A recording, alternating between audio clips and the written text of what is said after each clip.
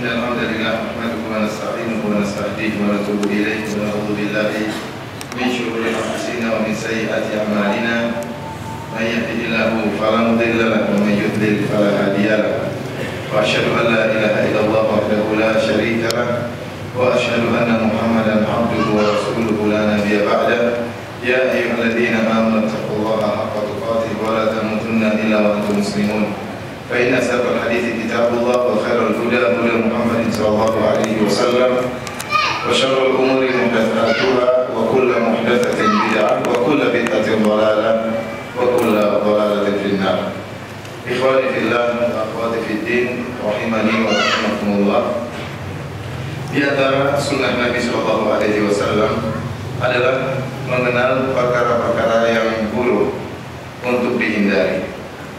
Hudzaifah bin Yaman radhiyallahu taala anhu pernah berkata, "Kana an-nasu yas'aluna Rasulullah sallallahu alaihi wasallam 'anil khair wa kuntu as'aluhu 'anil syarr makhafata an yudrikani."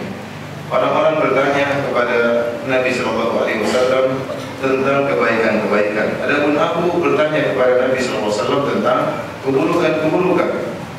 Aku khawatir keburukan-keburukan tersebut menjumpaiku. Oleh karena seorang penyair berkata, "Araftu syarra la li syarri, walakin li tawaqqihi. Man lam ya'rif syarra min al-khairi yaqa fihi." Barang siapa, kata penyair tersebut yang mengatakan, aku mengenal keburukan bukan untuk melakukan keburukan, akan tetapi aku mengenal keburukan untuk menjauhinya. Barang siapa yang hanya mengenal kebaikan dan tidak mengenal keburukan, niscaya dia akan terjerumus dalam keburukan tersebut. Oleh karenanya, sepakat kaum muslimin seluruhnya akan kebencian terhadap kesyirikan. Kesyirikan merupakan lafal yang dibenci oleh setiap muslim.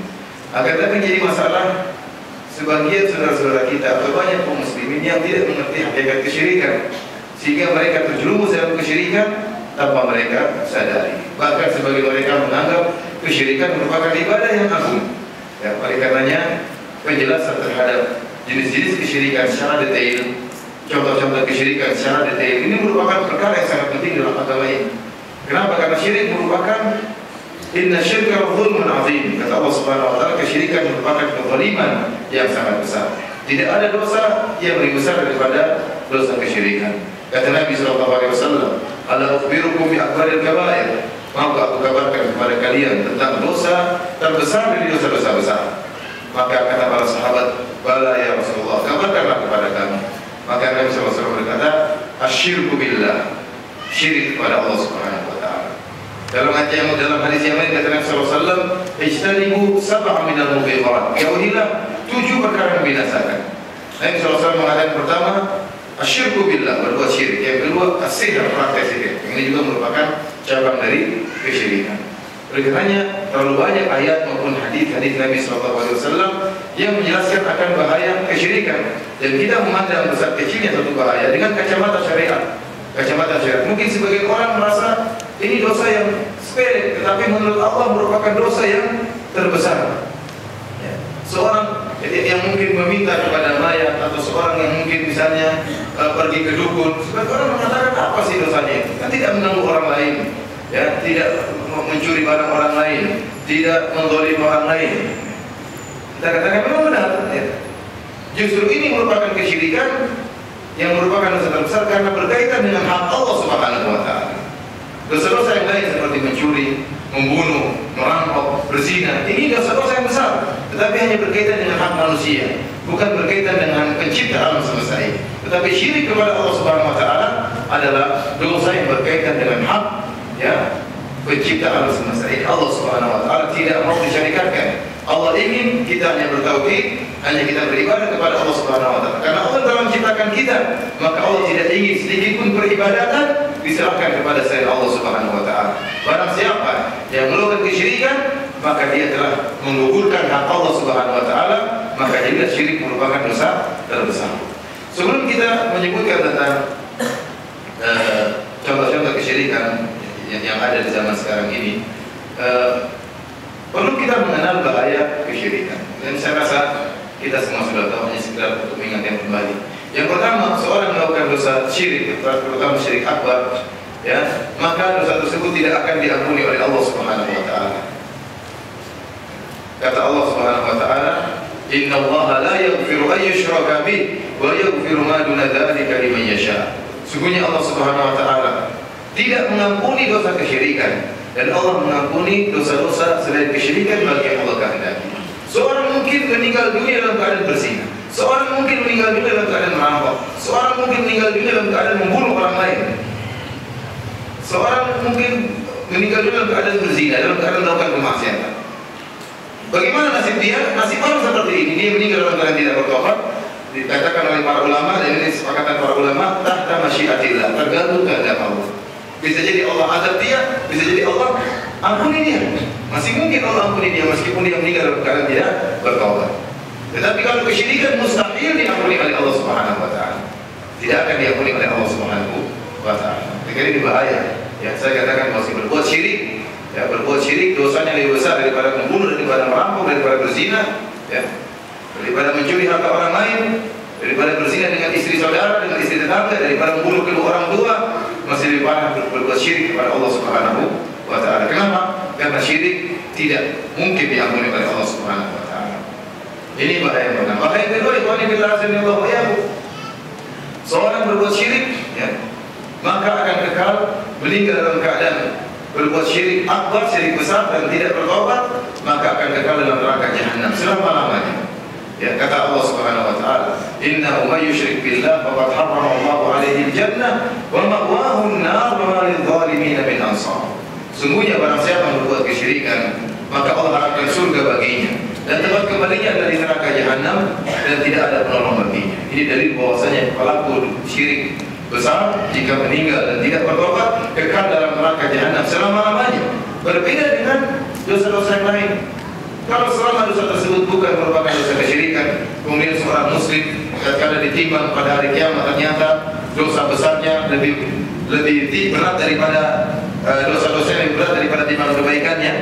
Jadi kalau ada seorang muslim disidang oleh Allah pada hari kiamat, disidang, ditumpuk dosa keburukannya, kemudian di dalam timbangan yang lain ditumpuk dengan kebaikannya. Ternyata dalam timbangan keburukan lebih berat daripada dalam timbangan kebaikan. Ini bahaya orang seperti ini. Kata Allah Subhanahu wa taala, "Fa amma man thaqulat mawazinuhu fa huwa fi 'ishatin radiyah, wa man khaffat mawazinuhu fa ummuhu hawiyah." Adapun orang yang daun timbangan kebaikannya ringan, berat keburukannya, maka tempat kembali neraka jahanam. Namun apakah otomatis dia masuk neraka jahanam? Belum tentu. Sekarang dosa-dosanya lebih berat daripada kebaikannya. Orang ini masih bisa mungkin diampuni oleh Allah, dan masih bisa tidak diampuni. Ada kemungkinan diampuni, ada kemungkinan tidak diampuni. Kenapa? Dosa-dosa ini bukan syirik. Paham? Kita tidak berbicara tentang dosa syirik, kita berbicara dosa syirik. Ternyata kemaksiatan yang dilakukan lebih berat daripada kebaikan. Orang ini bagaimana? Ada masih kemungkinan diampuni atau tidak. Kalau diampuni bisa jadi langsung masuk surga. Itu karunia Allah Subhanahu wa taala. Bisa jadi tidak diampuni. Maka jika tidak diampuni, fa ummuhu hawiyah wa ma adraka ma hiya narul hamiyah. Maka tempatnya adalah kembali ke dalam neraka jahanam. Tahukah kalian apa itu neraka jahanam? Api yang sangat panas. Dimasukkan dalam neraka jahanam. Namun karena dia seorang muslim tidak berbuat syirik, maka dia tidak akan diadab sampai abadi, tetapi hanya diadab sampai bersih dosa-dosanya, baru kemudian dimasukkan dalam surga Allah Subhanahu wa taala. Berbeda dengan syirik. Orang kalau melakukan kesyirikan tidak akan diampuni oleh Allah Subhanahu wa taala. Kata Allah Subhanahu wa taala, "Innal ladzina kadzdzabu bi ayatina wastakbaru 'anha la tufattahu lahum abwabus samaa wa la yadkhuluna al-jannah hatta yalijal jamalu fi sammil khiyam." Kata Allah Subhanahu wa taala, orang-orang yang kafir, orang-orang yang mendustakan ayat-ayat Allah, yang sombong, yang berbuat kesyirikan, tidak akan dibukakan pintu-pintu langit bagi mereka, dan mereka tidak akan masuk surga hatta yalijal jamalu fi sammil khiyam, sampai onta masuk dalam lubang jarum. Mungkin enggak onta masuk dalam lubang jarum? Mustahil. Demikianlah seorang musyrik mustahil akan masuk surga. Yuriduna an yakhruju minha, mereka ingin keluar dari neraka jahanam. Namun kata Allah, "Ma hum bikharijin." Mereka tidak akan keluar. Tidak akan dikeluarkan oleh Allah Subhanahu wa taala. Kenapa? Mereka telah terjerumus dalam kesyirikan. Ini bahaya kedua dari berbuat kesyirikan. Bahaya ketiga dari berbuat kesyirikan, ikhwani fillah azanallahu wa iyyakum. Seorang yang telah melakukan banyak kebaikan, misalnya 5 tahun dia berbuat kebaikan, dia puasa, dia sholat, dia berhaji, Kemudian pada tahun ke-6 dia percaya sama dukun, atau dia kemudian menyembelih kepada selain Allah. Dia menyembelih sapi untuk bangun rumahnya misalnya kepada penghuni penjaga tanah, atau dia menyembelih kambing supaya gunung tidak meletus misalnya. Ini kesyirikan, syirik akbar, kesyirikan, syirik besar. Maka orang yang melakukan kesyirikan, pahala-pahala amalan-amalan dia sebelumnya akan digugurkan oleh Allah Subhanahu wa taala. Kata Allah Subhanahu wa taala, "Wa laqad uhiya ilaika wa ila alladziina min qablik la in asyrakta la yahbatanna 'amaluka wa la takunanna minal khasirin. Balillaha fa'bud wa kum minasyakirin." Kata Allah Subhanahu wa taala kepada nabinya Muhammad sallallahu alaihi wasallam, sungguh telah diwahyukan kepada engkau dan telah diwahyukan kepada orang-orang sebelum engkau. La in asyrakta, kalau engkau berbuat kesyirikan wahai Muhammad, Rasul tidak akan berbuat kesyirikan. Tapi Allah mengatakan, kalau seandainya kau berbuat kesyirikan, la yahbaqanna 'amaluka, sungguh-sungguh benar-benar akan hapus seluruh amalanmu. Wa la takunanna minal khasirin, dan engkau sungguh-sungguh benar-benar termasuk orang-orang yang merugi. Balillaha fa'bud wa kum minasyakirin. Tetapi hanya kepada Allah saja engkau menyembah, dan jadilah engkau termasuk orang-orang yang bersyukur. Dalam ayat yang lain Allah Subhanahu wa taala menyatakan pernyataan yang sama terhadap para anbiya. Kata Allah Subhanahu wa taala, "Walau asyraku la habita anhum ma kanu ya'malun." Kalau mereka para nabi berbuat kesyirikan, maka akan gugur seluruh amalan yang mereka lakukan. Sekarang begini, ada masalah yang diperselisihkan oleh para ulama. Ada seorang 20 tahun dia beribadah kepada Allah Subhanahu wa taala.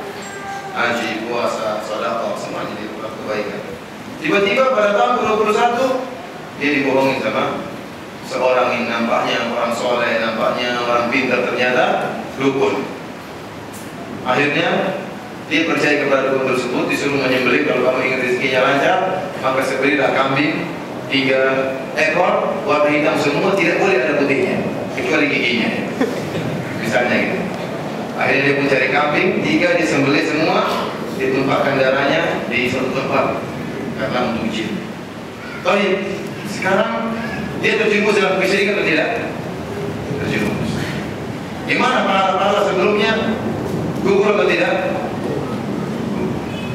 Masalahnya setelah itu dia bertobat.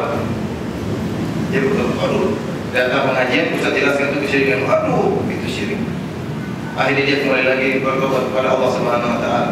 Dan kalau dia bertobat, apakah pahala-pahala yang tadi kembali lagi atau tidak? Kembali. Ya. Inilah khilaf di antara para ulama. Ada perselisihan di antara para ulama. Karena ayat-ayat akhirnya menyatakan la in asyrakta la yahbatanna. Kalau kau syirik, gugur seluruh amalan. Allah tidak mengatakan kecuali kalau kau bertobat.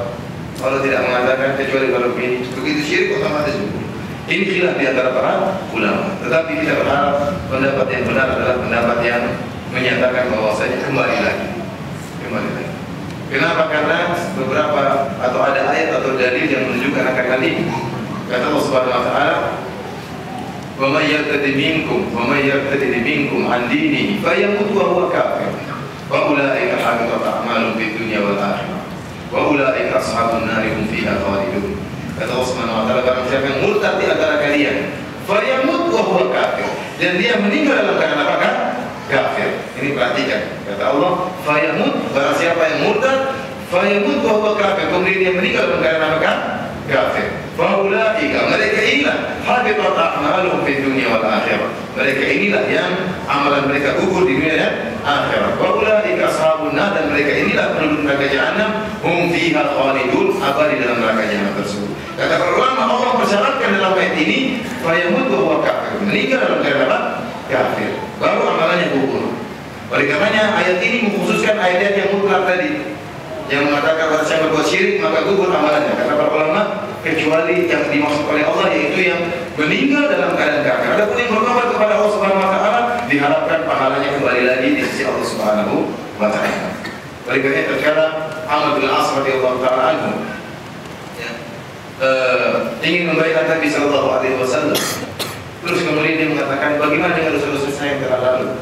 Maka Rasulullah mengatakan, "Ama ta'lam ya Amr, anna al-Islam yajibu ma qablahu, anna al-hijrah tajibu ma qablaha, wa anna al-hajj yajibu ma qablahu." Tidakkah kau tahu wahai Amr, bahwa si Islam akan menghancurkan dosa-dosa yang sebelumnya. Dulu pelaku maksiat itu zina, kemudian masuk Islam sudah selesai. Nol lagi kembali jadi nol, kemudian masuk Islam. Dosa-dosa yang dilakukan sebelumnya digugurkan oleh Allah Subhanahu wa taala. Dia kalau tahu bahwa hijrah juga menghapuskan dosa-dosa sebelumnya. Demikian juga haji menghapuskan dosa-dosa sebelumnya. Kemudian Amr bertanya lagi, itu kalau dosa-dosa saya sudah selesai. Sekarang kebaikan-kebaikan saya gimana dulu? Ya Rasulullah, saya dulu ya menyambung silaturahmi, saya dulu beri makan fakir miskin. Gimana ya Rasulullah Islam? Jadi dia kayak menyesal ya, dosa-dosa bagaimana, kebaikan bagaimana. Jadi Islam menguntungkan dia. Kalau dia masuk Islam, dosa-dosanya terhapus. Kebaikannya dihitung oleh Allah Subhanahu wa taala. Kata Nabi SAW, aslamta ala ma aslamta min khairi amal. Engkau masuk Islam berdasarkan kebaikan-kebaikanmu yang kau lakukan dahulu. Jika orang musyrik dahulu waktu dia masih musyrik, dia sering berbuat kebaikan, ya. Dia sering membantu orang lain, ya, meskipun dia musyrik. Tapi jika dia masuk Islam, semua kebaikannya tadi diikutkan menjadi pahala dia dalam Islam. Ini antara keutamaan orang yang masuk Islam. Dari sini dari jelas bahwasanya seorang yang dulu mungkin melakukan kesyirikan, berbuat kebaikan, kemudian melakukan kesyirikan, kemudian bertobat lagi, maka diharapkan kebaikan-kebaikan dia kembali lagi dan tidak gugur. Paham saya? Ya. Tetapi meskipun memang ada pendapat yang mengatakan setiap dia melakukan kesyirikan gugur, sudah berarti harus nol lagi, hitung lagi dari nol. Allah Ta'ala misal intinya bahwasanya kesyirikan merupakan dosa yang sangat berbahaya dan mengakibatkan pelakunya terjerumus dalam neraka jahanam. Kesyirikan ada dua, ada syirik besar, ada syirik kecil. Ada syirik besar, ada syirik kecil. Apa bedanya di antara syirik besar dan syirik kecil? Bedanya yang satu besar, yang satu kecil. Besar bagaimana? Besar maksudnya kalau besar seperti tadi, kelaziman dari syirik besar bahaya tadi. Pertama, seluruh amalan dia hapus, tidak akan dimaafkan oleh Allah Subhanahu wa taala. Kalau mati, kekal dalam neraka jahanam. Ada pun syirik kecil seperti riya, ini syirik kecil. Pakai jimat, ini syirik kecil. Dan lagi seperti tatoyur, ya. Feng shui, tatoyur apa? Oh ini ada laba-laba ini berarti ada ini. Oh ini ada burung merpati berarti adanya ini. Oh ini ada burung hantu berarti gini. Oh saya baru keluar ternyata ada kodok loncat berarti bahaya. Seperti itu. Dan ini banyak orang berarti, oh kamu duduk di depan pintu, nanti gak laku kamu, gak ada yang ngelamar kamu kan? Terus duduknya di mana? Dalam kamar. Gimana lakunya kan? Habis saja pokoknya bisa laku. Demikian iman di bilang seperti ini namanya syirik-syirik kecil. Apa bedanya dengan syirik besar? Syirik-syirik kecil kata para seperti riya, sum'ah. Mereka pertama, kalau dia pun hanya menggugurkan amalan soleh yang tercampur dengan syirik kecil tersebut. Contohnya seorang hari ini bersedekah ikhlas kepada Allah Subhanahu wa taala. Besoknya karena dia mau ikut pilkada, maka dia pun riya. Dia pun umumkan, saya bersedekah gini, kemudian berapa kambing yang saya potong pada Idul Adha, kemudian berapa sapi yang saya potong, saya sumbang ke orang-orang miskin, dipotong untuk dipajang lagi nyumbang sama orang miskin, lagi mengunjungi orang sakit misalnya, lagi kerja lagi tidur di emperan dipoto supaya dipamerkan. Ini amalan soleh, namun niatnya untuk apa? Untuk dipuji. Maka yang gugur cuma yang tercampur tadi. Yang sedekah dia sebelum jadi calon pilkada itu ikhlas diterima oleh Allah Subhanahu wa taala. Akan tapi yang saya tidak menuduh antum, jangan menuduh orang yang semua itu orang yang riya, itu saya dengan Allah Subhanahu wa taala. Ini maksud saya, seandainya ada seorang seperti ini, ya maka kemudian niat dia bukan karena Allah Subhanahu wa taala, maka yang gugur hanyalah amalan yang tercampur dengan riya tersebut. Seorang sholat misalnya, dia ikhlas, kemudian sholat besoknya ada orang perhatikan dia sholat, maka dia pun riya, ingin orang tahu dia rajin sholat, maka yang gugur cuma sholat yang tercampur riya tersebut. Adapun yang lainnya maka diterima ini ikhlas. Kemudian dia terdapat bedanya juga bahwasanya syirik kecil ya tidak menjadikan seorang kekal dalam neraka jahanam. Hanya saja para ulama khilaf apakah syirik kecil bisa dimaafkan atau tidak. Yang mengatakan bisa dimaafkan, maka syirik kecil hukumnya seperti dosa-dosa yang lain, seperti zina, seperti merampok, seperti membunuh, seperti ya dusta. Ini dosa-dosa besar, ada kemungkinan bisa dimaafkan. Ini pendapat pertama. Pendapat kedua mengatakan syirik kecil tidak mungkin dimaafkan. Apa maksudnya tidak mungkin dimaafkan? Harus ditimbang di timbangan keburukan maksudnya. Harus ditimbang keburukan, tidak mungkin dimaafkan oleh Allah. Dia hanya bisa gugur kalau dibandingkan dengan kebaikan yang seberat dengan dia, baru dia bisa gugur. Adapun dimaafkan tidak mungkin. Ini pendapat kedua di kalangan para ulama. Bisa matikan.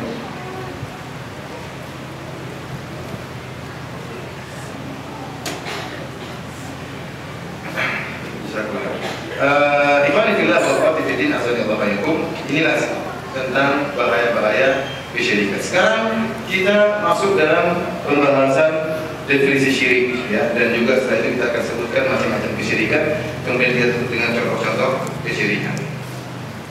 Yang pertama adalah definisi kesyirikan. Apa itu kesyirikan? Syirik dalam bahasa Arab artinya syariat. Artinya apa? Syariat. Mengambil tandingan bagi Allah Subhanahu wa taala. Oleh karenanya tatkala Rasulullah SAW ditanya tentang kesyirikan, kata Nabi SAW, "Anta ja'ala lillahi niddan wa huwa khalaqak." Engkau menjadikan tandingan bagi Allah, syarikat bagi Allah, padahal Allah yang menciptakan engkau. Tidak ada yang menciptakan kecuali Allah Subhanahu wa taala. Oleh karena para ulama tatkala mengembalikan kalimat syirik dalam kamus-kamus bahasa Arab, syirik artinya menyamakan selain Allah dengan Allah fima huwa min khasa'isillah. Jadi taswiyatu ghairillah billah, bahasa Arabnya gitu. Syirku taswiyatu ghairillahi billah fima huwa min khasa'isillah, yaitu menyamakan selain Allah dengan Allah pada perkara-perkara yang merupakan kekhususan Allah Subhanahu wa taala. Ini namanya apa? Syirik. Mengambil tandingan selain Allah atau menyamakan selain Allah dengan Allah pada perkara-perkara yang merupakan kekhususan Allah Subhanahu wa taala. Contohnya di antara hak yang merupakan kekhususan Allah Subhanahu wa taala, hak privasi Allah Subhanahu wa taala. Allah Subhanahu wa taala ya tidak mau masalah penyembahan. Penyembahan hanyalah milik apa? Allah Subhanahu wa taala. Ibadah hanya bisa diserahkan kepada Allah Subhanahu wa taala. Kemudian contohnya masalah penciptaan. Allah satu-satunya pencipta, tidak ada yang menyertai Allah dalam masalah penciptaan. Contohnya Allah adalah Maha mengetahui ilmu gaib secara total. Tidak ada yang mengetahui ilmu gaib secara total kecuali Allah Subhanahu wa taala. Kalau kita mengatakan ada juga yang mengetahui masa depan secara mutlak sampai hari kiamat, ada yang mengetahui lauhul mahfuz, maka ini menyamakan Allah pada hak privasi Allah Subhanahu wa taala. Semua bentuk penyamaan selain Allah dengan Allah pada perkara-perkara yang merupakan hak privasi Allah, itulah yang namanya apa? Kesyirikan.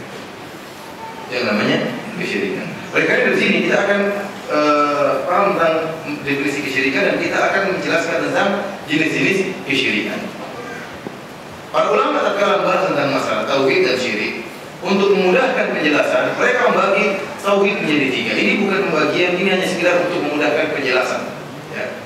Mau dibagi berapa pun, ini sekedar memudahkan. Ada yang membagi menjadi dua, ada yang menjadi bagi empat, ada yang menjadi bagi tiga. Terserah, yang penting maksud dari bagian tersebut adalah untuk memudahkan apa? Penjelasan. Para ulama mengatakan ada namanya tauhid rububiyah, ada namanya tauhid uluhiyah, ada namanya tauhid asma wa sifat. Apa yang tauhid rububiyah? Tauhid rububiyah adalah meyakini bahwasanya Allah Maha Esa dalam tiga hal. Apa itu? Dalam penciptaan, dalam pemilikan, dan dalam pengaturan. Artinya apa? Tidak ada yang membantu Allah Subhanahu wa taala dalam penciptaan, dan tidak ada yang menyertai Allah dalam pemilikan, dan tidak ada yang menyertai Allah dalam pengaturan. Allah Maha Esa dalam tiga hal ini. Ini namanya tauhid apa? Rububiyah. Ada namanya tauhid uluhiyah. Tauhid uluhiyah artinya apa? Tidak ada yang berhak disembah kecuali siapa? Allah Subhanahu wa taala. Ini tauhid uluhiyah, berkaitan dengan penyembahan atau tauhidul ubudiyah. Kita semua sepakat. Kalau ada yang mengatakan ada zat lain menciptakan selain bersama Allah, syirik atau tidak? Syirik. Orang bilang, kenapa kalian bagi tauhid jadi tiga? Sudah, kita nggak usah bagi, tidak jadi masalah. Yang penting kita sama-sama sepakat. Kalau ada yang cuma ini sekedar untuk memudahkan pemahaman masalah penciptaan itu lain dengan masalah penyembahan. Oleh karena orang bagi dua, diantaranya masalah penciptaan beda dengan penciptaan Allah Maha Esa, pemilikan Allah Maha Esa, pengaturan di Allah Maha Esa. Demikian juga masalah peribadatan Allah Maha Esa. Tidak boleh ada yang lain disembah selain Allah Subhanahu wa taala. Terserah kamu namakan apa, tidak jadi masalah. Yang penting kamu paham dengan maksud saya. Kemudian dimaksud dengan tauhid asma sifat, kita mengatakan Allah memiliki sifat-sifat sempurna. Tidak ada sesuatu pun yang menyertai kesempurnaan Allah dalam sifat-sifat tersebut. Di antara yang sering terjadi kesyirikan adalah masalah ilmu gaib. Allah Subhanahu wa taala memiliki nama-nama yang menunjukkan Allah mengetahui segala sesuatu. Al-Alim, Al-Khabir, Al-Latif, As-Sami', Al-Basir, yang Maha melihat, Maha mendengar, yang Maha mengetahui, yang mengetahui masa depan. Alimul Ghaib, mengetahui al-ghaib. Ini khususan Allah Subhanahu wa taala. Tatkala ada orang mengatakan ada makhluk lain yang mengetahui sama seperti pengetahuan Allah dalam hal gaib, maka dia telah menyamakan Allah dalam perkara yang merupakan kekhususan Allah Subhanahu wa taala, itulah kesyirikan. Sampai sini paham? Ya, ini belajar ya. Ini belajar. Dan antum belajar untuk ilmu. Belajar untuk ilmu itu butuh kesabaran, butuh paham, butuh konsentrasi. Oleh karenanya tidak semua pengajian yang berkaitan dengan ini orang sabar untuk hadir. Tapi kalau pengajian berkaitan dengan hati, kemudian nangis ustadznya, antum juga nangis, ini insya Allah mudah untuk dihadiri. Tapi kalau masalah ilmu, kecerdasan, butuh konsentrasi, tidak semua orang mampu untuk hadir. Oleh karenanya tidak mudah untuk menuntut ilmu, butuh kesabaran. Dan ilmu itu perlu dituntut secara apa? Secara bertahap. Ya, secara bertahap. Sekarang saya sedang bahas masalah kesyirikan, oleh karena saya butuh antum untuk konsentrasi supaya antum bisa menjelaskan dengan baik kepada orang lain. Setelah saya jelaskan tadi, pertama adalah makna dari kesyirikan. Sebelum saya menjelaskan kesyirikan, setelah saya menjelaskan kesyirikan, apa itu kesyirikan? Yaitu menyamakan selain Allah dengan Allah pada perkara-perkara yang merupakan kekhususan Allah Subhanahu wa taala. Kemudian saya jelaskan tentang tauhid. Tauhid ada 3, tauhid rububiyah. Apa? Tauhid artinya mengesahkan. Apa maksudnya tauhid rububiyah? Artinya mengesahkan Allah dalam penciptaan, dalam pemilikan dan pengaturan. Yang kedua namanya tauhidul ibadah. Apa namanya tauhidul ibadah? Pengesahan Allah dalam peribadatan. Tidak boleh ada yang disembah kecuali Allah Subhanahu wa taala. Yang ketiga ada tauhid asma wa sifat. Pengesahan Allah bahwa hanya Allah yang memiliki nama-nama yang sempurna dan sifat-sifat yang sempurna. Barang siapa yang menyatakan ada zat lain yang sifatnya sempurna seperti salah satu dari sifat-sifat Allah, maka dia telah terjerumus dalam kesyirikan. Sampai sini paham? Sekarang kita berbicara yang pertama adalah mengenai tauhid ar-rububiyah dan contoh-contoh kesyirikan yang berkaitan dengan tauhid rububiyah. Judul pengajian yang kita bikin pada hari ini adalah contoh-contoh syirik modern. Sebenarnya syirik tidak ada modern, tidak ada kuno. Syirik yang kuno itulah yang ada sekarang ini. Sama saja, tidak ada perubahan. Casingnya kadang beda, namun hakikatnya apa? Hakikatnya sama. Jadi tidak pernah berubah karena iblisnya sama, tidak berubah. Iblis sama tidak berubah, yang dibohongi juga sama, manusia tidak berubah. Dan iblis telah berhasil menjerumuskan orang-orang terdahulu dengan senjatanya, maka sekarang pun dijerumuskan dengan senjata yang sama. Hanya saja mungkin ada bentuk-bentuk perincian yang baru muncul di zaman ini yang sebenarnya sudah muncul di zaman-zaman dahulu pula. Oleh karenanya nanti yang saya sebut kata kesyirikan yang ada di zaman dulu juga ada zaman sekarang. Ikhwan fillah sadaqallahu, kita semua meyakini tentang tauhid rububiyah. Bahwasanya Allah Subhanahu wa taala Maha Esa dalam pencipta, Maha Esa dalam pemilikan. Alam semesta ini yang menciptakan hanya Allah. Alam semesta ini apapun juga yang memiliki hanya Allah Subhanahu wa taala dan yang mengatur hanyalah Allah Subhanahu wa taala. Terlalu banyak ayat yang menunjukkan akan hal ini.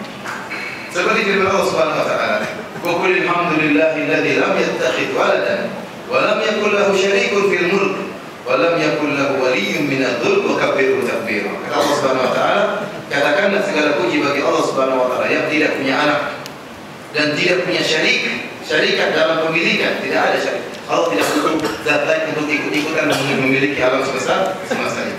Walam yakul lahu waliyyun minadh-dhulm, Allah tidak butuh bantuan seorang pun, zat manapun Allah tidak butuh bantuan. Orang yang butuh bantuan kalau memiliki kekurangan, minadh-dhulm, karena punya kelemahan dia butuh orang lain untuk apa? Membantu. Allah Maha Kuasa, Allah Maha Qadir. Dialah Al-Qadir, Al-Qahhar yang Maha Kuasa. Maka karena Allah tidak memiliki kelemahan sama sekali, maka Allah tidak memiliki bantuan dalam penciptaan, dalam pemilikan, dalam pengaturan. Di antaranya firman Allah Subhanahu wa taala menjelaskan tentang kelemahan orang-orang atau zat-zat yang disembah kepada selain Allah. Kata Allah Subhanahu wa taala, "Ya ayyuhan nas, duriba mathalun fastami'u lahu." Wahai manusia, telah dibuat perumpamaan, maka dengarkanlah perumpamaan tersebut. Innal ladzina tad'una min dunillah la yakhluqu dzubaba wa la yajtama'u lahu. Sungguhnya sesembahan-sembahan yang disembah selain Allah Subhanahu wa taala tidak akan bisa menciptakan seekor lalat meskipun mereka bergabung untuk menciptakan lalat tersebut. Tak mungkin. Antum panggil dewa yang ada, antum panggil nabi-nabi yang disembah, antum panggil wali-wali yang disembah, ya. Meskipun mereka berkumpul antara dewa Krishna, dewa apa namanya, dewa Siwa, dewa Brahma, dewa Kuan Yin, Dewa Queen, nggak tahu dewa apa, macam-macam. Kemudian Dewa Buddha, ketawa, Buddha yang gemuk, ada Buddha yang tua. Kemudian kumpul dengan wali ini, Syekh Anu, dengan Nabi Isa alaihissalam yang disembah selain Allah Subhanahu Wa Taala, atau Nabi Muhammad yang disembah selain Allah Subhanahu Wa Taala, atau batu, atau apa saja dikumpulkan seluruhnya. Sunnah yang disembah semuanya dikumpulkan. Suruh nyiptakan satu ekor anak, tidak bakalan mampu. Tidak bakalan mampu. Ini siapa yang bilang? Allah Subhanahu Wa Taala. Wa in yaslubuhum dhubabu syai'an la yastanqidhuhu min. Kalau seandainya taruhlah seperti Nabi Isa alaihissalam, Nabi yang mulia disembah oleh orang musyrikin, orang Nasrani. Kemudian Nabi Isa misalnya lagi minum air atau minum sirup, kemudian datang lalat mengambil sirup tersebut, dicuri oleh lalat. Siapa yang kata Allah? La yastanqidhuhu min. Tidak ada yang bisa mengeluarkan apa yang diambil lalat tersebut, tidak mungkin. Sudah diminum lalat, sudah selesai. Gimana cara keluarnya nggak bisa. Siapapun juga tidak bisa. Kata Allah, dha'ufal qalib wal maghlub, yang disembah dan menyembah sama-sama lemah. Dalam ayat yang kata Allah Subhanahu Wa Taala, katanya makanya dalam ayat dalam satu hadis kata Nabi SAW, "Falyakhluqu sya'iran." Coba mereka bisakah mereka yang disembah-sembah sama Allah itu menciptakan suatu satu biji saja. Ada jutaan biji-bijian yang ada di alam semesta ini. Ambil satu biji, ciptakan. Jangan pakai bahan dari Allah, ciptakan satu biji. Ya kalau kita bisa tumbuh, nggak mungkin, mustahil. Ciptakan satu telur, kalau dibiarkan menetas keluar nyawa, makhluk bernyawa, mustahil. Yang ada telur palsu cuma dimakan kenyang.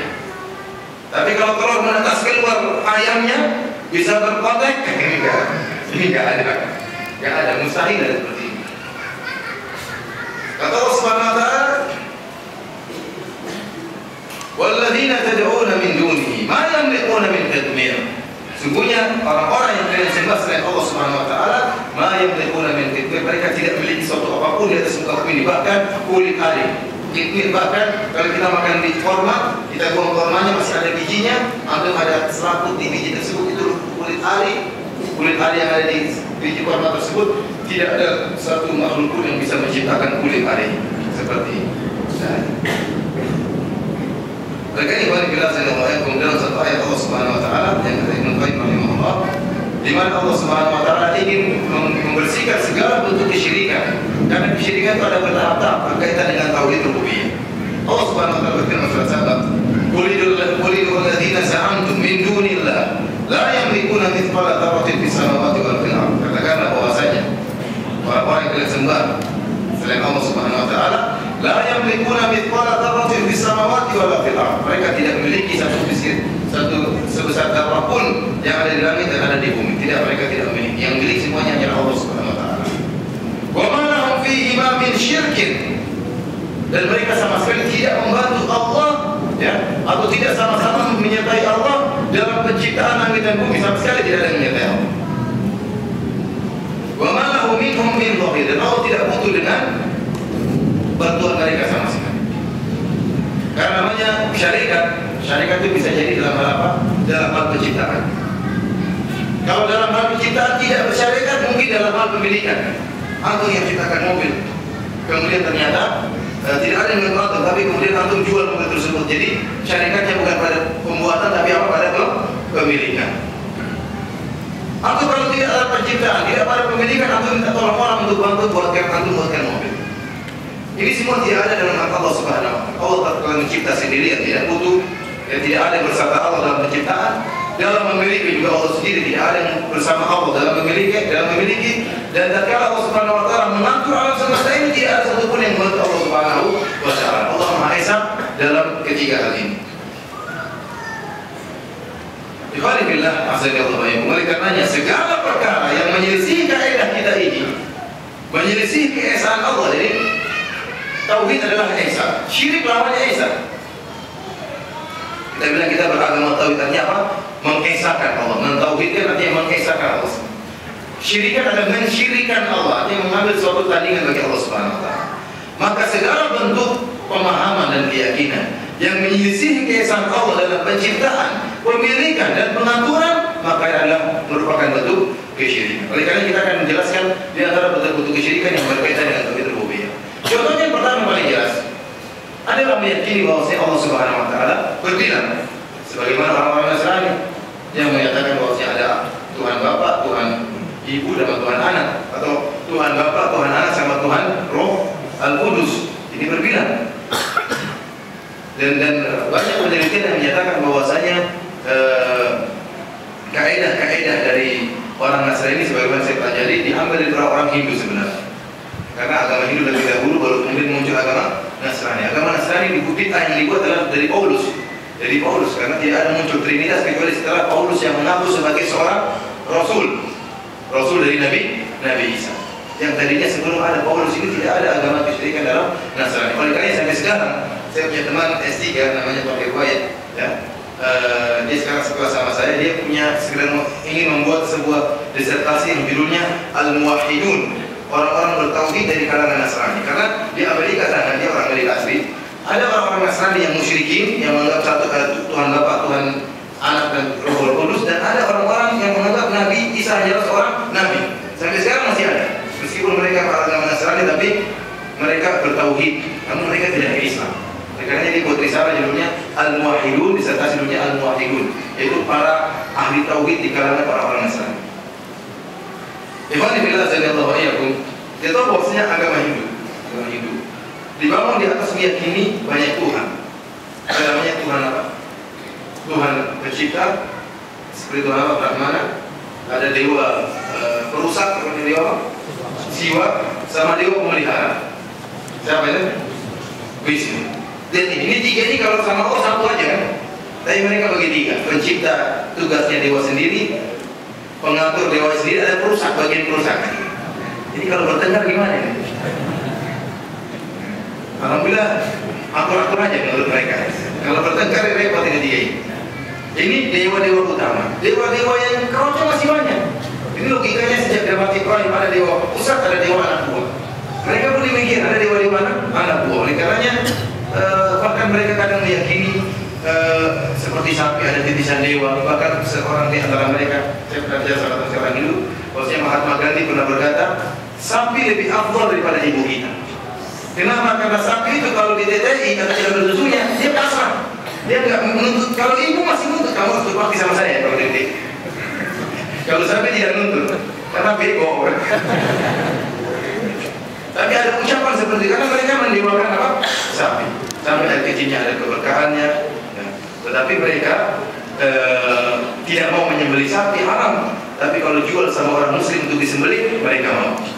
Allah Tuhan saya silakan sembelih. Kalau saya haram, kalau kamu tidak apa-apa silakan sembelih Tuhan saya. Ini kan apa namanya?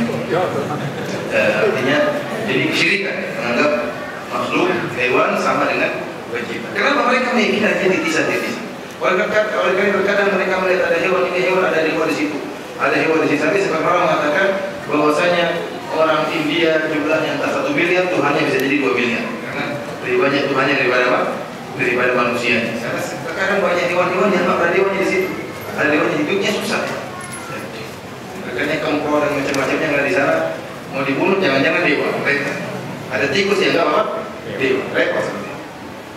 Pemikiran Trinitas itu asal dari Hindu. Kemudian diadopsi oleh orang-orang Nasrani. Kemudian juga ada namanya pemikiran seperti penitisan seperti Krishna. Krishna itu adalah seorang tokoh manusia yang berjalan di atas muka bumi. Tapi dia merupakan titisan dari dewa apa saya lupa, Brahma atau Mas. Dia titisan kepada siapa? Krishna. Ini asalnya dari agama Hindu. Maka diadopsi orang-orang Nasrani, Allah menitis kepada siapa? Kepada Isa alaihissalam. Demikian juga diadopsi oleh orang-orang pemahaman Wahdatul Wujud yang meyakini bahwa ada Tuhan menitis kepada manusia. Ini asal dari mana? Dari agama Hindu. Oleh karena itu bila saya meyakini bahwasanya ada 3 pengatur dalam alam semesta ini. Ini merupakan kesyirikan yang bertentangan dengan syariat Islam, bertentangan dengan tabib Allah Subhanahu wa Ta'ala. Oleh karenanya mereka sering buat waktu patung, kemudian apa namanya? Karena patung tersebut dianggap ada dewa yang menempati patung-patung tersebut. Sebenarnya bukan dewa, sebenarnya jin. Mereka menyembah. Ketika saya waktu ke Bali, waktu 13 tahun yang lalu saya ke Bali waktu ingin ikut Mokobala, ya. tes untuk masuk Universitas Al-Madinah. Saya pergi ke Lombok, saya lewat Bali. Maka saya lihat sebagian patung-patung, saya bilang, Pak, itu kok patungnya ada yang disarungi, ada yang tidak disarungi. Untuk dia nggak bilang satunya sudah disunat, satunya belum.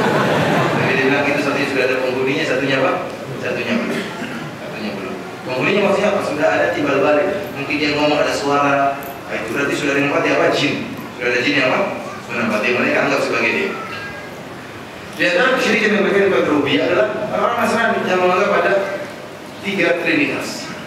Yang kalau antum tanya kepada siapapun dari orang Nasrani, apa maksud trinitas, mereka tidak akan ada yang bisa menjelaskan dengan baik. Agama mereka dibangun di atas taklid, hanya sekedar ikut, tidak mesti antum pahami apa yang antum ucapkan. Kalau antum tanya 3 orang atau 5 orang, antum tanya pendeta, antum tanya 5 orang, antum panggil satu-satu. Apa maksudnya trinitas, maka akan ada 5 pendapat. Karena mereka sendiri bingung, tidak ada standar baku tentang pemahaman apa yang dimaksud dengan trinitas. Kalau antum ambil 100 pendeta, dipikir ada 100 pendapat. Masing-masing mengungkapkan apa yang menurut mereka ini begini. Kami saya pernah bertemu dengan saya dulu di Irian Jaya, ya, teman-teman saya orang Nasrani, saya satu kursi sama cewek Nasrani dulu SMA. Karena yang kita belajar demikian, saya sering ngobrol sama dia. Saya tanya, gimana maksudnya trinitas itu? Ada yang mengatakan trinitas itu 3 rangkaian tapi maknanya satu. Contohnya seperti apa? Contohnya seperti kalau orang merokok tidak dikatakan rokok kecuali ada batang rokoknya, ada mulutnya, ada asapnya. Kalau sudah tergabung 3 ini baru dikatakan apa? Oh, ini kias gimana? Tuhan dikiaskan sama rokok. Kita bilang ini rokok bisa dibedakan. Kalau misalnya saya bilang mulut sendiri, batang rokok sendiri, asap sendiri atau tidak? Kalau begitu bisa dipisahkan 3 ini? Oh, tidak bisa. Berarti sama dong analoginya. Bingung, mereka kan bingung. Biasanya saya tanya dulu, saya masih enggak waktu itu ya, belum belajar sekedar film-film. Saya bilang waktu Nabi Isa alaihissalam waktu di sana. Kemudian dia berkata dalam Injil, dia mengatakan, ya Elia 5 syabab.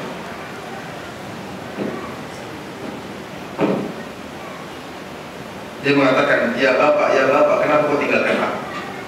Saya bilang, ya akhi, bukan akhi ya, teman. Atau ukhti. Enggak ya, teman ini teman. Ini masa lalu. Saya bilang, bagaimana dia mengatakan ya Bapak, kenapa kau tinggalkan aku? Berarti ada yang ditinggalkan, ada yang meninggalkan. Bingung juga ya. Berarti beda dong, ada 2 zat, berarti ada yang ditinggalkan, ada yang apa? Meninggalkan. Apa dia bilang? Enggak, itu sebenarnya ruh kemanusiaan sedang berbicara dengan ruh ketuhanan. Jadi dia ngomong sama diri sendiri. Bingung juga ya. Ada orang Firanda, kenapa kau tinggalkan Firanda kan? Gimana gitu sih? Pokoknya ini akan bisa menjelaskan. Sampai di sana di Saudi banyak orang Filipina masuk Islam, kenapa ditanya dengan satu pertanyaan. Saya tanya seorang dai, kok bisa orang masuk Islam? Saya punya pertanyaan satu bikin mereka kau. Saya bilang, bukankah keyakinan kita Nabi Isa meninggal sebelum apa namanya hari apa? Kebangkitan. Waktu meninggal, Allah ikut meninggal enggak? Bingung juga dia. Kalau dibilang Allah ikut meninggal, buyar Tuhan ini. Alam semesta buyar. Tapi kalau Allah lagi tidak ikut meninggal, berarti kan berpisah. Ini ada 2. Ada yang meninggal, ada yang tidak meninggal. Bingung. Ini masuk Islam.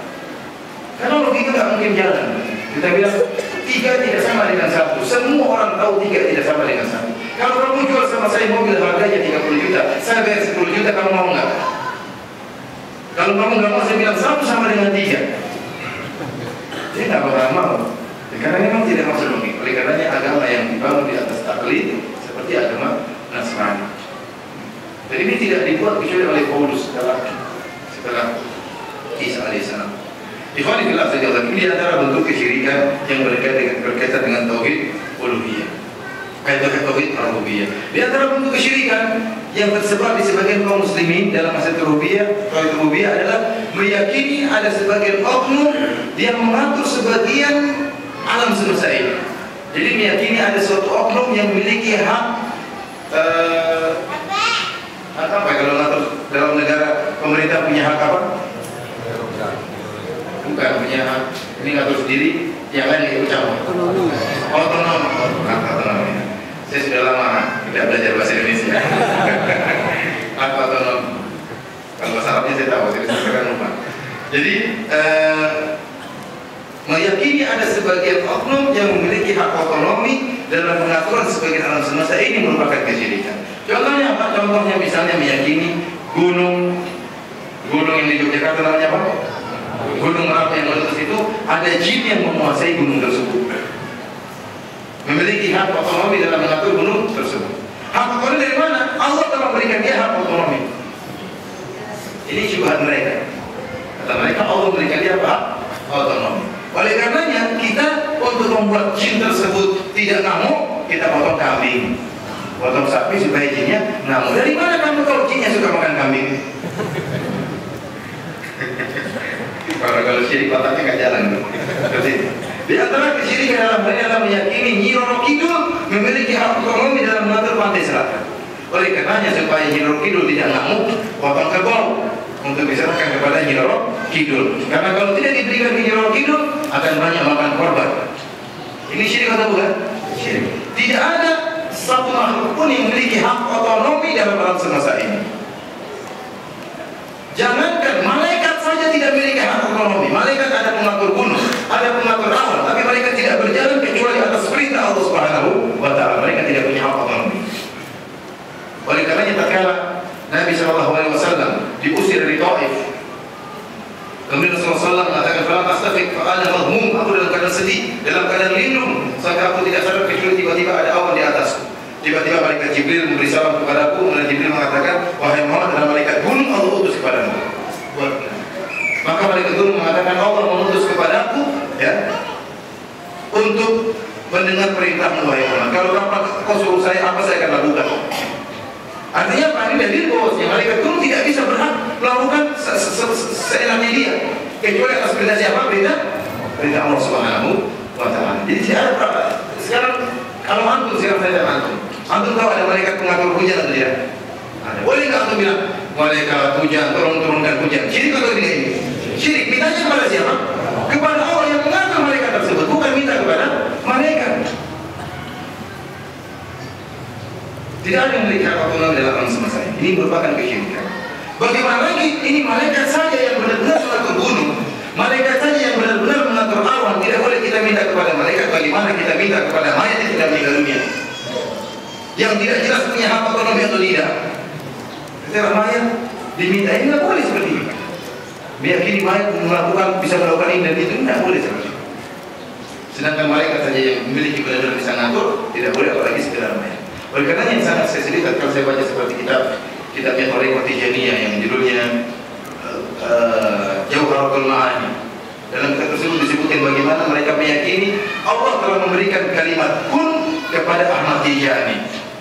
Jadi kalau Ahmad Tijani mengatakan kun fayakun, sebenarnya ini bukan hak otonomi lagi.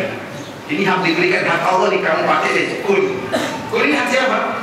Allah tidak pinjamin nomor. Sebenarnya syirik yang luar biasa seperti ini. Bukan cuma otonomi kepada satu daerah, kun diambil oleh Ahmad Tijani. Ini kesyirikan yang luar biasa. Ini kesyirikan masih tersebar di sebagian orang kaum muslimin yang mereka meyakini bahwa sebagian wali diberikan hak otonomi oleh Allah Subhanahu wa Ta'ala. Tatkala mereka kamu tidak boleh minta kepada wali tersebut, kata mereka, memang ini yang kasih Allah Subhanahu wa Ta'ala.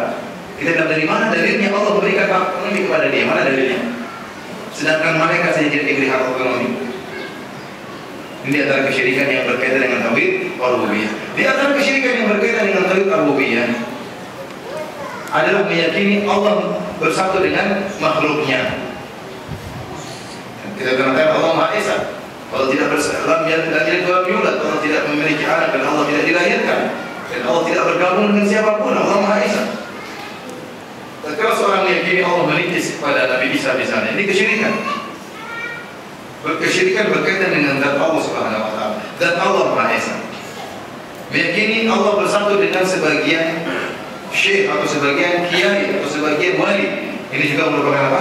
Kesyirikan. Akidah yang diambil dari orang-orang Nasrani diadopsi oleh sebagian kaum muslimin. Dan muncul orang-orang yang telah mengaku sebagai titisan Tuhan. Ini sudah banyak sejak zaman dahulu.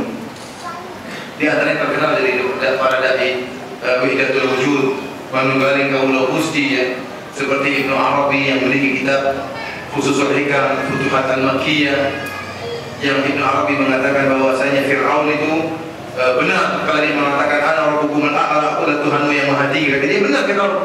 Kenapa? Karena Firaun tahu Allah sedang bersatu dengan dirinya, sehingga dia mengatakan Firaun masuk surga. Oh, kalau Firaun tadi masuk surga boleh kita. Ini kekufuran ini kan. Dia tadi seperti Al-Hallaj, sampai ada firman namanya Hallajiyah. Al-Hallaj ini seorang juga dari Irak yang kemudian dia meyakini Allah bersatu dengan dia. Dan di antaranya dia memberi keajaiban-keajaiban.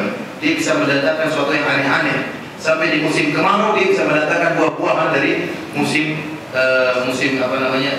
yang bukan kemarau. Bahkan di padang pasir dia bisa datangkan buah-buah dari India misalnya, daerah tropis. Makanya waktu dia datang kepada satu kampung ini disebutkan oleh Al-Adzahabi rahimahullah dalam kitabnya Syiar Al-Nubala. Itu baca bagus cerita tentang Allah, lucu-lucu juga ceritanya. Tuhan tapi Tuhan setengah Tuhan. Jadi dia datang ke sebagian tempat, apa yang kau minta? Tiba-tiba didatangkan ikan. Bayangkan di padang pasir datangkan ikan dari laut. Itu dia punya jin yang banyak bantu dia. Orang seperti ini banyak pengikutnya dari jin. Dan dia bisa mendatangkan buah-buahan. Suatu saat di hadapan murid-muridnya, maka dia mendatangkan buah. Dengan kalian mau bikin apa yang kalian inginkan? Kami ingin makan buah dari surga. Maka dia sebentar. Sing dapat buah dari surga. Silakan makan buah tersebut. Tahu muridnya pas mau makan, muridnya itu. Ya Tuhan.